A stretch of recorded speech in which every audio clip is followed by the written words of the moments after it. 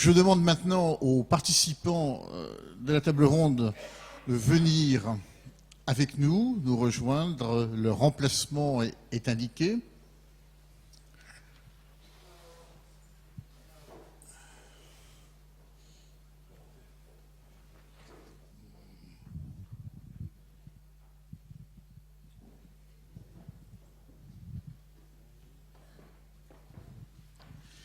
Eh bien, écoutez, pendant que chacun s'installe, je vais faire les présentations.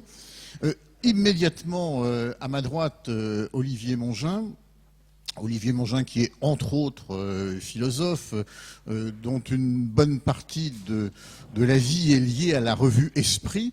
Il vient de céder la direction de la rédaction de cette revue à Marc-Olivier Padis, mais reste directeur de la publication.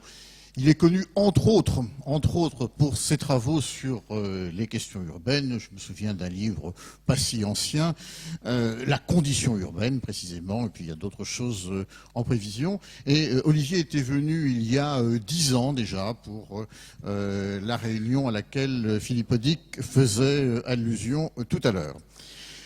À ses côtés, Jean Viard qui est aussi bien connu ici. Il a notamment participé aux travaux de la conférence métropolitaine. Jean Viard a une double casquette, au moins oui, une triple, parce qu'il est aussi éditeur, mais au moins une double casquette qui est finalement assez rare. Il est sociologue, ses travaux notamment sur la question du temps libre, mais pas seulement, sont bien connus, mais il est aussi élu à Marseille, et a d'ailleurs co-signé tout récemment avec le président du Conseil de développement de Marseille un texte sur la métropolisation. Cynthia Fleury, la seule femme de l'Assemblée, mais quelle femme, enseigne la philosophie politique. Elle est intéressante à bien des points de vue, tant son large ses pôles d'intérêt, mais pour ce qui nous concerne plus directement, je fais référence à un livre qu'elle a publié il y a déjà quelques années, Les pathologies de la démocratie, qui fait évidemment écho aux propos qui viennent d'être tenus. Thierry Pech, qui est tout au milieu de nous, qui est le directeur de l'excellente revue Alternative économique. Il est, ma foi, assez rare, et c'est dommage, d'interroger les économistes sur les questions de citoyenneté. Pourtant, son dernier livre, dont je vous recommande la lecture, Le temps des riches, est un livre sur la sécession des riches. La richesse ou les riches n'y sont pas condamnés en tant que tels, mais en tant qu'ils feraient sécession, précisément qu'ils ne seraient plus en mesure de fabriquer du commun, pour reprendre le titre de ces deux journées. Loïc Blondiot enseigne la science politique. C'est l'un des spécialistes les plus éminents et les plus reconnus de la démocratie participative. Là aussi, un livre assez récent, dans la même collection d'ailleurs que celui de Thierry Pech, La République des idées, un livre qui s'appelle Le Nouvel Esprit de la démocratie et qui est sous-titré Actualité de la démocratie participative. Vous voyez aussi là des réflexions qui sont au cœur de nos débats d'aujourd'hui. Et puis Dominique Cardon. Dominique Cardon, lui aussi auteur d'un livre récent chez le même éditeur, c'est curieux, qui s'appelle La démocratie Internet, promesses et limites. Et donc, vous l'aurez compris, Dominique Cardon réfléchit sur les questions des nouvelles technologies qui sont revenues à plusieurs reprises dans les propos liminaires.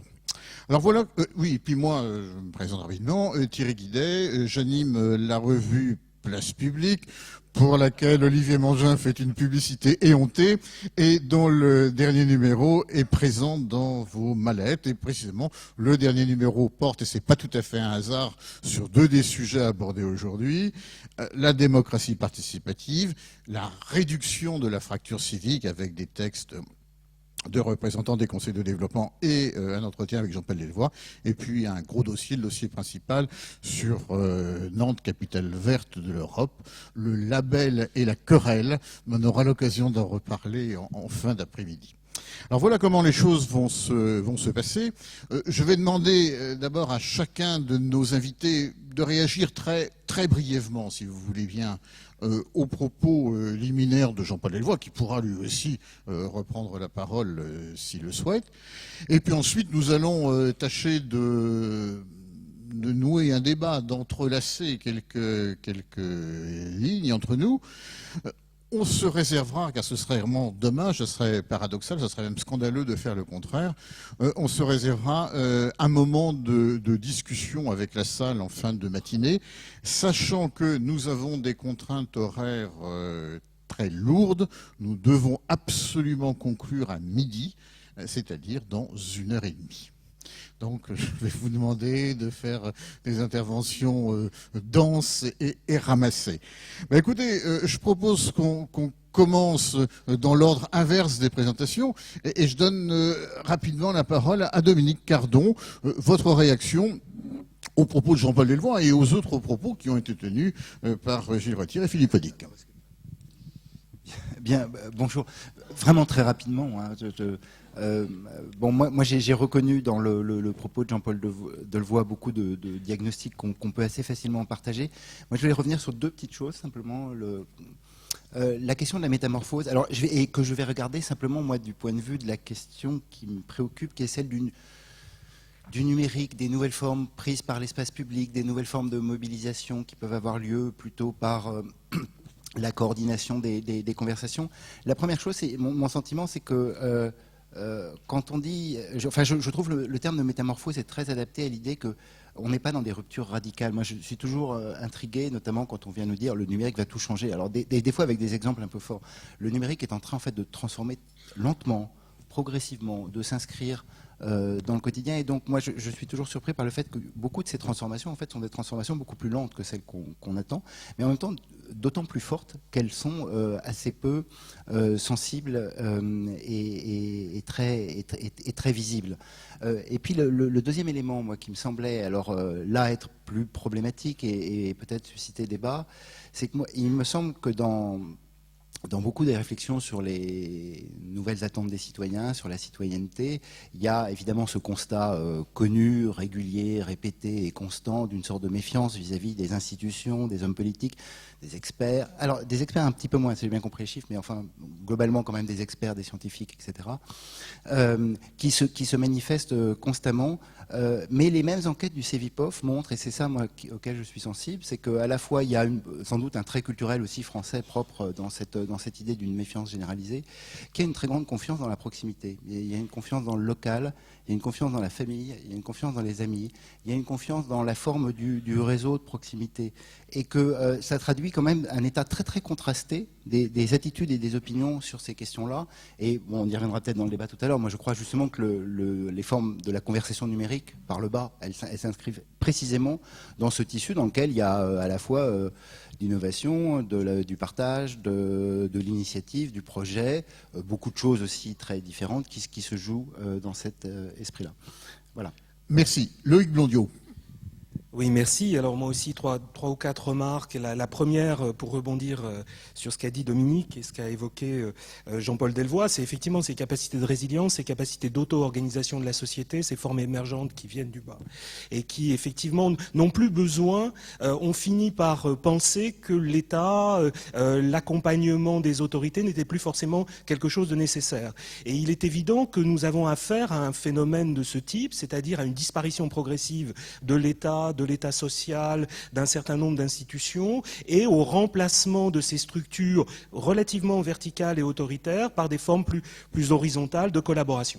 Ce qui pose deux problèmes. C'est que cette capacité à se mettre en réseau, à collaborer, à coopérer, elles ne sont pas aussi largement répandues qu'on le croit. Là, je renvoie par exemple aux travaux de Robert Castel.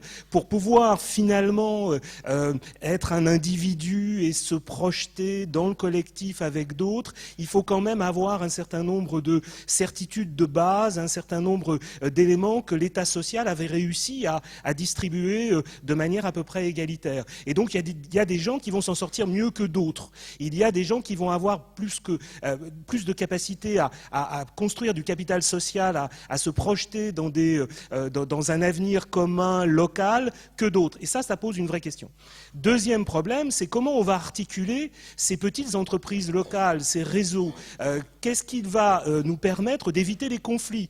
Qu'est-ce qui va permettre de réguler sur des territoires relativement vastes ces entités qui s'autogouverneront de manière démocratique, qui produiront de la richesse intellectuelle, matérielle, mais qui laisseront à leur marge des zones, des individus qui finiront un jour par se révolter. Et là, effectivement, il y aura un problème d'articulation. On le voit à travers la question des métropoles aujourd'hui. Les métropoles s'enrichissent,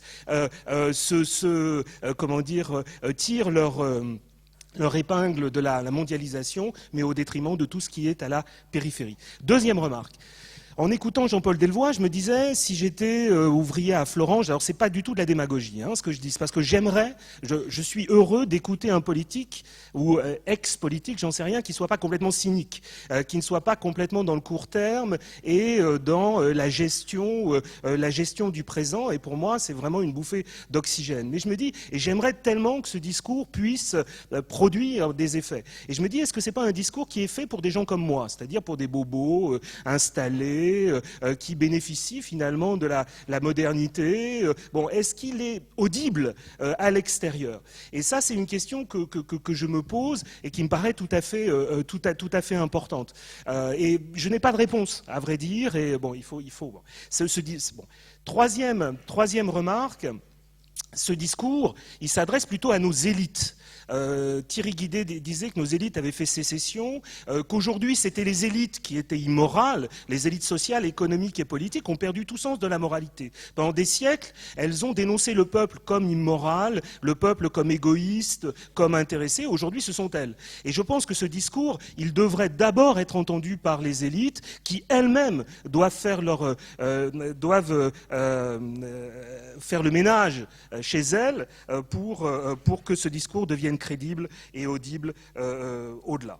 Troisième remarque, le point sur lequel a insisté Jean-Paul Delevoye, de la culture de la représentation qui est la nôtre, de la culture très archaïque de l'autorité politique qui est la nôtre, je pense que c'est un point essentiel.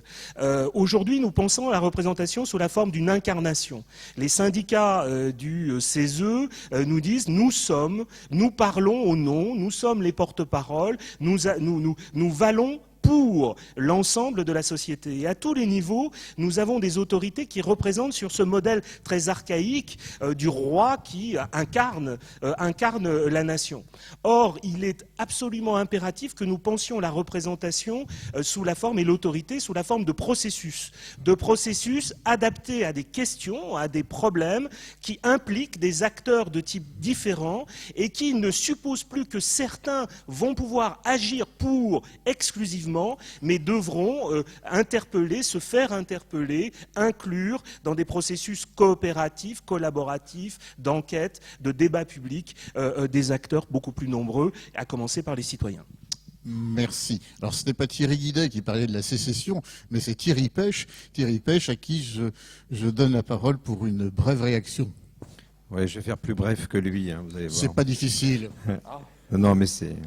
Loïc a été un des auteurs de la collection que je dirigeais. On se connaît bien, c'est une manière de lui envoyer un sourire. Alors, moi aussi, je voulais réagir sur la question du manque de confiance sur laquelle est revenu Dominique Cardon. Je crois que ce qu'il a dit est important. Il ne faut pas faire de constante culturelle des événements médiatiques. Il y a une part de constante culturelle dans la défiance des Français à l'égard de l'État, je dirais une forme d'attachement querelleur à l'État.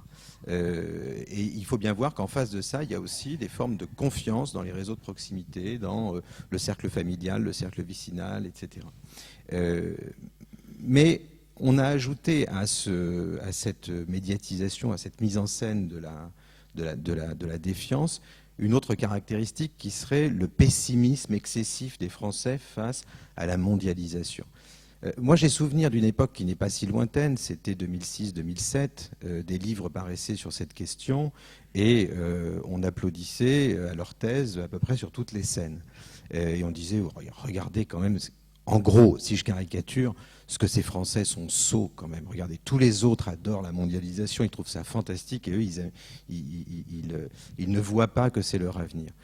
Oui, mais enfin, la question qu'on est obligé de se poser rétrospectivement, c'est avait-il tort ou raison ? C'est pas simplement un problème psychologique, si vous voulez, le pessimisme dans cette affaire. C'est qu'entre-temps, il y a eu une crise absolument majeure du système financier mondial. Les piliers sur lesquels reposait cette mondialisation-là, hein, pas la mondialisation en général, mais cette mondialisation-là, se sont avérés en grande partie pourris, disons-le, en tout cas sérieusement vermoulus. Et d'une certaine manière, l'histoire a donné raison au pessimisme. Il faut pas prendre les gens pour des imbéciles et des enfants. C'est pas une pulsion psychologique qui les porte à être pessimistes. C'est aussi un jugement sur le monde qui les entoure. Il faut avoir une discussion sérieuse sur le contenu de ce pessimisme. Il a sans doute une part d'excès, hein, mais il faut en discuter au fond et pas simplement sur la forme. Une autre remarque, j'en ai que deux, hein, je vous rassure. Une autre remarque porte sur, je crois, des débats qui se confondent un peu entre le renouvellement des formes de la légitimité démocratique et l'efficacité des formes de l'action publique. C'est vraiment deux registres différents. On peut tout à fait se réjouir du renouvellement des formes de légitimité démocratique au niveau local, dans les cénacles et les enceintes de la démocratie participative, et s'interroger très sérieusement sur l'efficacité de l'action publique au niveau territorial. Et je pense que, d'ailleurs, la légitimité démocratique grandirait si l'action publique était plus efficace. Or, il y a un problème dans l'organisation territoriale française. Il y a un gros problème, c'est-à-dire que tout le monde est compétent sur tout, que les pouvoirs d'agir et les pouvoirs de bloquer sont très largement distribués, et que lorsque vous voulez... Ça s'appelle, notre rencontre porte sur la fabrication du commun. Lorsque vous voulez fabriquer un grand équipement commun, c'est quand même assez compliqué. Sans doute, les responsables ici présents en parleront-ils avec plus de diplomatie que je ne le fais, mais sans les citer eux, parce que je ne les connais pas, mais pour avoir souvenir d'échanges avec des gens qui avaient travaillé sur le Grand Paris, et notamment sur le projet d'un métro entre Paris-Centre et Saclay, il faut voir quand même le nombre de résistances que l'organisation territoriale, de blocage, hein, qu'elle met sur le chemin d'un projet qui est tout de même, au fond, un projet d'intérêt général. Je parle uniquement de la ligne de métro. Hein. C'est-à-dire que et les seuls, d'ailleurs, qui ne parlaient pas étaient les salariés qui étaient concernés par le transport. Parce qu'eux, ils n'étaient pas sur les territoires. Ils étaient dans le mouvement pendulaire. Bon, donc, il faut vraiment... Voilà, on peut à la fois se réjouir du développement des formes du renouvellement des formes de la légitimité démocratique au niveau local, territorial, etc., et s'interroger gravement sur l'efficacité des formes de l'action publique. Voilà. Pour ce qui est de la sécession, j'aurai l'occasion d'y revenir. Je pense qu'il y a une grande différence entre participer à et participer de, mais peut-être on pourra en parler plus tard. Cynthia Fleury. Bonjour, bonjour à tous. Donc moi je vais faire pareil quatre points sur d'abord sur la question de la mésestime de soi. Il est évident qu'il y a une fabrique tout de même de mésestime de soi. Ça renvoie à pas simplement effectivement une question psychologique, elle s'appuie sur des faits, mais ça renvoie quand même à une méthodologie particulière qui commence dès l'école. Et indépendamment d'un choc culturel, il y a un choc scolaire à penser, il y a un choc éducationnel. Il y a différents enseignants ici. Moi, je fais l'expérience tous les jours de ça en enseignant à la fois à l'American University of Paris et en enseignant à Sciences Po. Alors, j'enseigne à la fin de la chaîne, mais de fait, je vois se sédimenter toute cette mésestime et qui vient fracasser nos élèves. Donc sincèrement, il y a quand même un point important là-dessus. Un autre point important qui est la dialectique entre le nous et le je. Il est évident que nous sommes en érosion du nous sommes en érosion du je aussi. Donc le jeu au sens où de toute façon nous n'arriverons pas à fabriquer du commun à l'aune de la précarisation des sujets. Donc ça, clairement, il faut refaire le lien très très fort. La démocratie, c'est ce qui préserve normalement la singularité et la subjectivité. Aujourd'hui, la démocratie est la première machine de désingularisation et là aussi d'érosion du sujet. Alors sur le deuxième point, c'est sur ce qu'a dit justement effectivement, d'ailleurs à la fois Cardon, Blaudieu, Pêche, les trois devant moi, vous me pardonnerez pour les prénoms, c'est cette constance, vous avez raison, à la fois culturelle, querelleuse de la France. Très globalement, il y a une condition déceptive de la démocratie, et c'est un fait de toutes les démocraties adultes au sens de vieille démocratie. Donc on ne peut pas, et en plus qui est directement lié à la montée en qualité de la démocratie. On appelle ça critical citizen, voilà, un citoyen qui est de plus en plus aguerri, qui est en attente, qui est aussi beaucoup plus, sachant. Il y a une alphabétisation citoyenne très très forte qui fait que de fait, il rentre aussi dans un caractère de déception. Donc il faut aussi se poser la question, quel serait le prix à payer de ce manque de déception ? De fait, ça serait une absence de démocratie et on rentrerait en régime populiste. Donc il y a tout de même cette montée du citoyen critique, mais qui est la preuve, je dirais, du succès, d'une certaine manière, de la démocratie. Autre point sur la question du progrès, puisqu'on a vu les slides, là aussi, c'est pas parce que les Français témoignent, entre guillemets, d'un regard critique sur le progrès qu'ils ne sont pas justement très attachés à la science, à la responsabilité de la science, et qu'ils ont une vision sophistiquée des choses. Donc là encore une fois, ça peut être le lieu, et les conseils de développement doivent affronter cette question, je dirais, d'une contre-culture du progrès, mais au sens positif du terme. De la même manière, la démocratie participative, si c'est seulement pour faire de la fabrique de consensus trompeurs, on se trompe. Donc le premier lieu du dissensus, ça doit être, bien évidemment, ces lieux de démocratie participative. Dernier point, sur les côtés, je dirais, plus positifs. Nous sommes déjà, heureusement, dans le temps de ce que j'appelle les outils de la régulation citoyenne, notamment sur le net.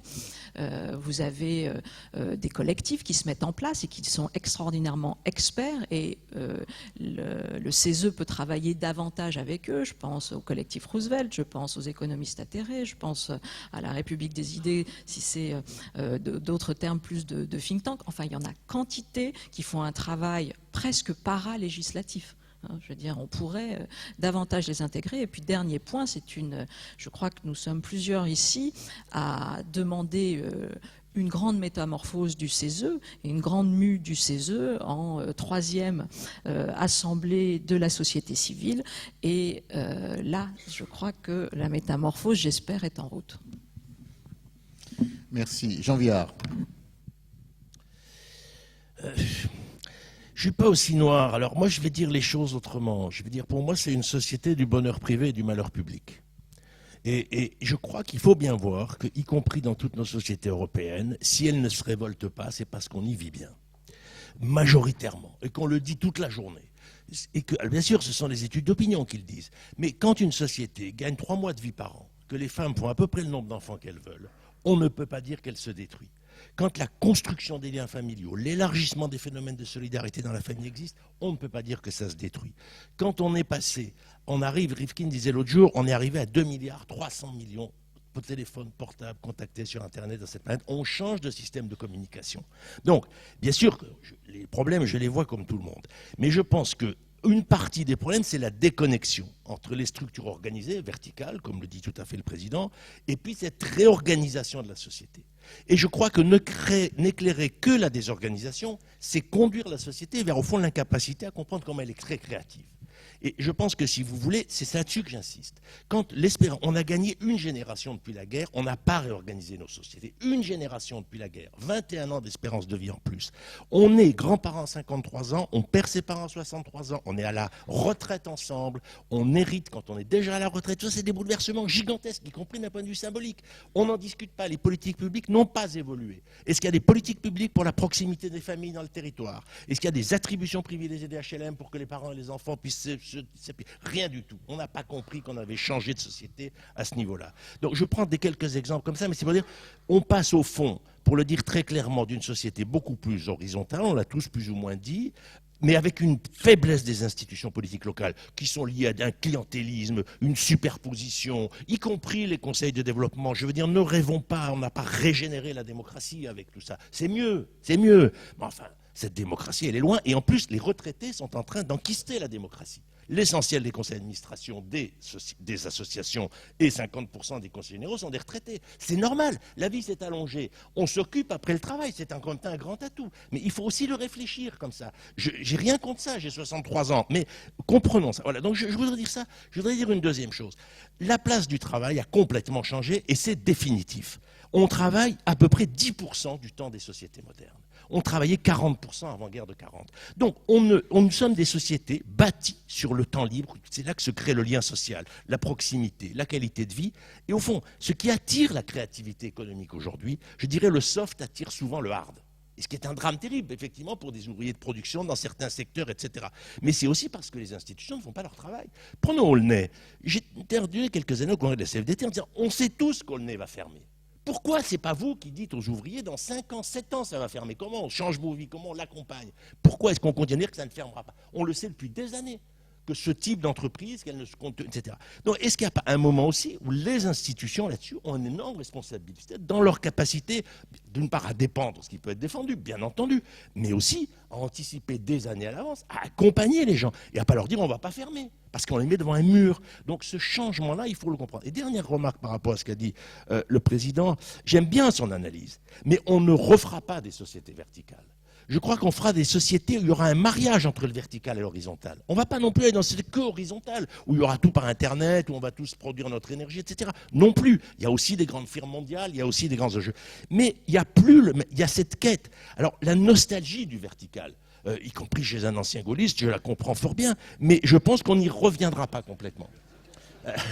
De la hiérarchie du chef, du haut vers le bas. Mais je ne le dis pas méchamment, vous savez que je vous aime beaucoup. Mais je dis quand même, là-dessus, il y a une vraie réflexion à avoir. Et comment notre culture là-dessus, politique, va être capable de dire ça? Et je finirai en disant, pour moi, quand je dis la France est un pays du bonheur privé et de la République, on est moins heureux que les autres pays au niveau du déclaratif. Hein. Les Français, 75% déclarent être heureux dans leur vie privée, leur couple, leur travail, etc., aimer leur entreprise. Vous aurez attention. Mais les Allemands, c'est 90%. Donc on n'est pas du tout au sommet là-dedans. Il y a tous ceux qui sont malheureux, il y a tous ceux qui sont exclus. Mais qu'est-ce qui est exclu? Ce sont des niches. Les femmes seules avec enfants, 1 500 000. Les 7 millions de personnes seules. C'est une société qui a des pôles de destruction. Des territoires où il y a une entreprise qui se casse. Il ne reste rien. Voilà. Donc, pardon, excusez-moi. Oui, il faut vous parler, mais je ne parle pas dans le micro? Bon, je parle trop vite. Donc je dis que simplement, pour finir, que c'est une société où il y a des niches de souffrance. Il ne faut pas en tirer des moyennes. Parce que c'est une société de discontinuité, de mobilité, et que ça, c'est nos choix. Et je donnerai juste un chiffre pour finir. Quand 53% des enfants naissent hors mariage, quand un mariage sur 2 se défait avant 5 ans, ça veut dire que les citoyens, avec leurs pieds, ont modifié leur rapport aux institutions dans ce qu'il y a de plus intime, l'enfant et la famille. Ce n'est pas imposé, c'est des choix. Comment ce choix que nous avons mis dans nos vies intimes, on le met dans l'espace public, on le met dans la culture du travail, etc., plutôt que de vouloir effectivement reconstituer des familles mariées pour tout le monde. Merci. Alors que Jean-Paul Delevoye se rassure, je vais lui offrir une espèce de droit de réponse tout à l'heure. Mais d'abord, une réaction d'Olivier Mangin. Oui, très vite, beaucoup de choses ont été dites. Je m'inscris un peu dans ce qui a été dit sur la démocratie déceptive. Mais je vais prendre le mot qui a été employé plusieurs fois par Jean-Pierre Delevoye, représentation. Je pense, Jean-Paul, excusez-moi, je pense d'abord qu'il y a une crise de la représentation mentale, pour pas dire intellectuelle, parce que je suis un intellectuel. Je veux dire, on a une crise de compréhension de ce qui se passe. Je dirais pas usure psychologique, je dirais usure historique d'une culture politique en métamorphose. J'accepte tout à fait l'idée, mais usure historique. Pourquoi ? Parce qu'on a un très gros problème de représentation de ce qu'est la mondialisation en cours. On peut être en désaccord là-dessus. Pour moi, la mondialisation, c'est pas que l'ouverture du marché. On est au centre des débats des conseils de développement. Mon ami géographe Michel Dussault dit la mondialisation, c'est la métropolisation. Hein, c'est l'urbanisation du monde. On a affaire à la dernière génération à l'échelle mondiale en voie d'urbanisation. Urbanisation galopante, extrêmement difficile. Pour ça que la question de la métropole, elle est au centre des débats aujourd'hui. Et moi, je n'accepte pas nécessairement l'idée que la métropole, dont on ne sait pas trop ce qu'elle est en France, puisqu'elle est en voie de constitution, elle est nécessairement inégalitaire. On y reviendra peut-être tout à l'heure. C'est un peu plus compliqué. Donc la mondialisation, c'est la troisième mondialisation historique. Elle ne nous fait pas sortir du monde industriel, elle nous fait rentrer dans le monde de la révolution numérique, qu'à mon avis, dont on n'a pas saisi encore tous les tenants aboutissants. Pour travailler sur l'urbanisme mondialisé, on voit que ce qui se passe dans le virtuel, il se passe dans le réel. Qu'est-ce qu'organise le monde urbain aujourd'hui en Chine, au Brésil ? C'est les connexions.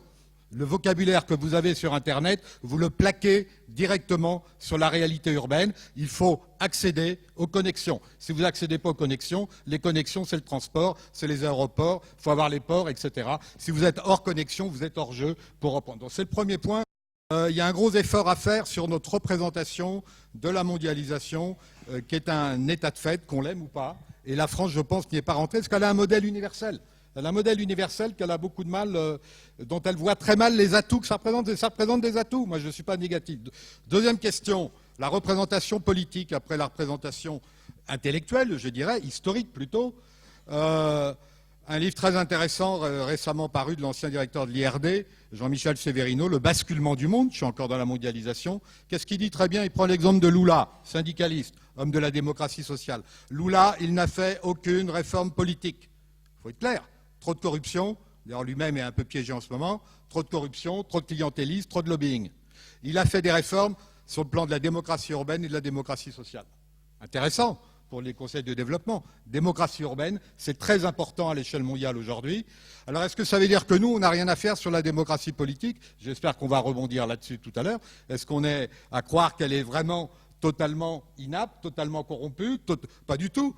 Moi, je pense, on est devant les conseils de développement, que si les conseils de développement ne sont pas partie prenante des débats, on en parlait hier soir avec William, le coordinateur des conseils, n'est pas partie prenante des débats assez bizarroïdes en cours sur les métropoles, et donc la future loi sur la décentralisation, je ne sais pas trop qui peut être partie prenante de ces débats. Hein, ça me paraît très important. C'est justement de ne pas voir la participation à côté de la politique ou en dessous, mais comme participant à la possibilité de réformes politiques. Vous devez être partie prenante des réformes politiques en cours, dont on voit qu'elles sont extrêmement malaisées, hein, pour prendre que ce terme. Et on est au centre du débat sur la métropole et la métropolisation. Et troisième remarque, justement, quand on discute un peu avec des gens, on voit très bien qu'aujourd'hui, le problème, on ne sait pas ce que c'est que représenter la métropole et la constituer, puisque c'est le débat en cours, à Marseille, à Strasbourg, à Nantes, je ne sais pas comment ça se passe, à Paris, où bon, c'est un débat en cours, constituer l'espace métropolitain. Ça veut bien dire que la démocratie politique, elle passe quand même par les territoires. S'il y a des reconfigurations territoriales, c'est bien un enjeu qui touche la citoyenneté, puisque je vais voter dans un territoire donné. Il faut quand même, et là les conseils de développement, ils sont au centre du débat politique. C'est dans un type de territoire que la démocratie s'institue. Et donc on a à reprendre, avec tous les débats sur le virtuel qu'on va réavoir, on a à reprendre ce débat sur les reconfigurations territoriales en cours et en quoi elles vont permettre ou non de modifier le système de représentation politique, à moins qu'on fasse, comme notre ami Lula, qu'on décide on ne touche pas aux politiques. Hein, moi, je pense que... Et donc, dernière remarque très courte qui fait écho à ce que je viens de dire, c'est que vous voyez bien qu'il n'y a pas à être déceptif. Moi, je pense que les pratiques, tous les gens qui réfléchissent sur la métropolisation, les pratiques métropolitaines, elles ont changé. Le problème, c'est qu'elles sont mal représentées. Il y a un total décalage entre la représentation des territoires, et je reviens sur ce qu'a dit mon voisin et ami, et les pratiques habitantes des gens. Et les pratiques habitantes, ça va des loisirs au travail. hein. Il y a aujourd'hui un total décalage entre la représentation des territoires, d'où les débats sur le périurbain, le vote protestataire FN, etc., qui sont très importants, sur lesquels on va peut-être revenir, mais il y a un total décalage entre la représentation des territoires et les pratiques de mobilité évoquées par Jean. Et c'est pas un hasard, parce que la France est un pays des territoires qui découvrent tout d'un coup les mobilités. Les mobilités, ça fait écho à beaucoup de choses liées à la mondialisation, mais je vous signale que depuis 6 mois, la société française, elle a pris dans la figure un certain nombre de choses. Bien entendu, la question de la fiscalité, de la dette, etc. Un peu de flexibilité, un peu de compétitivité, sans pour autant avoir mis le feu au pays. Donc on voit très bien que les choses bougent avec des stratégies extrêmement diverses, très compliquées. Et tout cela pour dire la mondialisation, elle est double et biface. Et c'est là où ce qu'a dit Thierry Pêche est très important. D'un côté, effectivement, François Bourguignon, dans l'éternelle et même collection qu'a dirigé Thierry Pêche, vient de faire un livre là-dessus, sur les inégalités liées à la mondialisation. C'est, d'un côté, moins de pauvreté à l'échelle mondiale, d'un autre, je caricature, vous m'en voudrez pas, de plus d'inégalités à l'intérieur de tous les blocs nationaux constitués, de tous, de la France, Brésil, Chine. Donc ça veut dire que, effectivement, globalement, il y a un acquis, et autrement que la question des inégalités, c'est la question centrale devant nous, et les inégalités, elles sont aussi territoriales. Davy vient de faire un bouquin qui porte sur les fractures territoriales. Les conseils de développement, ils ont vraiment du boulot devant eux, c'est formidable.